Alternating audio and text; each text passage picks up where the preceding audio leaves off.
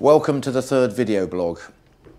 We've looked in the first two at raw materials, and then we went to the brew house after that, and now we're going into the fermentation room to see how the yeast added to what we've made so far turns the whole product alive.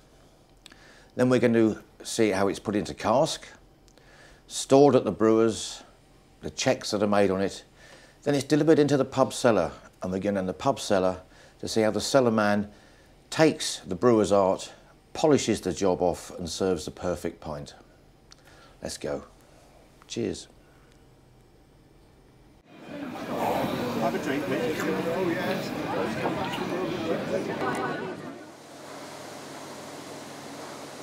This is where we ended up last month, by the heat exchangers. Now we're going to look at the wonders of fermentation.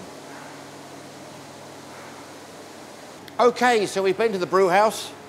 We've looked how the water, the malted barley and the hops produce the hopped wort ready for fermentation. And here we are now in the fermentation room. Lots of lovely, beautifully clean stainless steel vessels ready to receive that wort and have that vital ingredient, the yeast, added. It's the yeast which turns that wort into beer, and we're almost at the end of our process now. Another 5 days here, then we see the important bit about cask-conditioned beer. Our fourth main ingredient in making cask-conditioned beer is yeast, a living organism, skimmed from a previous fermentation, ready to go into another one. There are probably about 1,500 different varieties, species of subspecies of yeast. Fairly large number are suitable for brewing, and most brewers have their own yeast. They're all basically Saccharomyces cerevisiae. It works anaerobically within the fermentation, converting sugars into alcohol and carbon dioxide. We've now added the yeast to the hopped wort that's come from the brew house.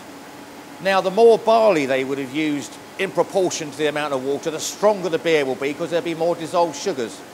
And the brewer measures that by using an instrument called a saccharometer.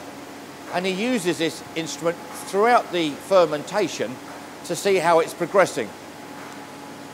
Saccharometer, sample of beer, it will sink down and measure the density or specific gravity of the beer, which is a measure of the amount of sugars. As the fermentation progresses, the yeast will break down the sugars into alcohol and carbon dioxide, giving us the beer, and that's best shown on a graph. These sort of simple graphs is what every brewer will keep as a record of his fermentations. Down here, days 1 to 4, the blue line specific gravity, and the red one being the temperature. Let's take a beer, standard beer of 1040, which in modern terms is about 4% ABV, right at the start. That's your specific gravity. For the first 18, 24 hours, fermentation is quite slow. The yeast is getting established, and probably by the end of day 1, we're only down to about 1035. But then the fermentation gets rapid. And by day 2 and 3, you'll be down to gravities of, say, 1020, and day 3, probably 1015. And by day 4, as the sugars run out, the yeast will be getting slower and more sluggish, and you'll probably end up with about 1010. This sort of graph is a classic fermentation graph. Now, the yeast would ferment it a bit further, but the brewer wants to stop it there, and that's the reason I'll explain in the next stage. At the same time as it ferments, if you remember, we went in at about a temperature of 19. That temperature will probably be fairly stable for the first 24 hours, and then there will be a rapid rise in fermentation, possibly up to 21 or more. But these fermentation vessels are temperature controlled, so it's held at that temperature. And when the fermentation is complete, at this point, the temperature is brought down to about 6 degrees centigrade. So again, a classic temperature graph for a fermentation. We've come from the fermentation room. The beer's finished fermenting, 5-7 days. Excess yeast removed, beer's been chilled right down and put into a racking tank. And we've come here to the laboratory to show you what happens after this stage. The beer is going to go from the racking tank to be put into the casks, in towards almost the final stage of the process. The beer in the racking tank is checked and contains at that point about 500,000 yeast cells per milliliter, so 300 million cells in this pint sample. And as the beer is transferred from the racking tank to go into the casks, we add isinglass finings. Isinglass finings added in very small quantities is a long chain collagen molecule full of positive electrical charges. Yeast, living yeast, is naturally negatively electrically charged, so the two are drawn together and clumped together, which makes it form and settle out in the beer. Here we have a sample in the laboratory of the beer that's been drawn and finings been added to check the amount required, and you can see the clumping together and the yeast is settling fairly loosely at this point on the bottom of this glass cylinder.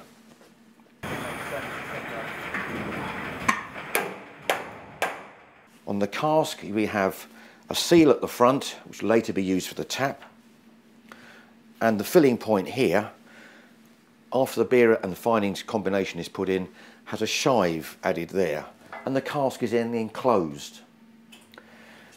The cask goes into the cask conditioning room for 5 to 7 days, and that remaining 2 to 3 degrees of sugar left from the fermentation, plus those live yeast cells, although settled out still working, mature the beer, soften the flavours, but importantly produce carbon dioxide gas in that last bit of fermentation, which gives you that life and sparkle in the beer. It gives you that beautiful feel about it. And you know, that's exactly the same way they put the bubbles in champagne. That's rather special, which makes this extra special as well. Okay, so the brewer's done his bit. The beer's come from the cask conditioning room at the brewery onto the dray wagon and delivered to the pub, and here we are in the pub cellar. In a good cellar, the beer will be kept here for 4 to 5 days. Obviously within 24 hours the finings will have worked and the yeast will have worked into the belly of the cask down here, and the cask is level at the moment.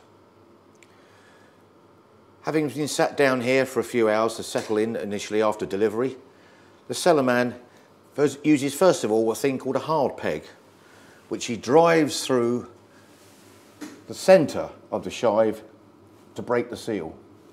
He will then replace it with what's called a soft peg, which is porous and allows the cask to breathe. Excess CO2 from the cask will then be gently breathed out. At least 2 hours prior to serving, a tap is taken and driven through the keystone into the cask. What the cellarman can do now, leave it for a couple of hours and then come back, get himself a glass, soft peg in there so the cask is breathing, and gently draw some beer from the cask. Full of condition and life, naturally produced by the yeast in the cask. This is cask conditioned beer. That's clearing out beautifully, star bright beer. It can now be connected through a pipe to the hand pump in the bar, and the beer is ready to be poured through. As the cask empties, here we have self-tilting casks. This product's too precious to waste, so as it empties out and gets lighter, springs at the back gently raise the cask and tilt it, so you just leave the sediment behind and get all the good, bright, clear beer for the customer. Right, so that was the cellar. The cellarman's made sure the beer is perfect. It's connected up to a hand pump, this uniquely British way of serving beer. No gas pressure, the beer naturally drawn from the cask to serve the perfect pint. These particular hand pumps have a swan neck on them, which means that the glass can be put right up into the beer, and there's this sparkler, creamer here, forces the natural CO2 out of the product, giving you that nice creamy head. And as we pour it, 1/4 pint on every pull, nice and steady. That CO2 has been forced out of the beer and forms a thick, creamy white head.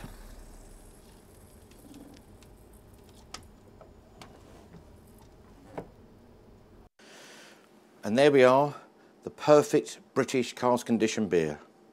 Cheers.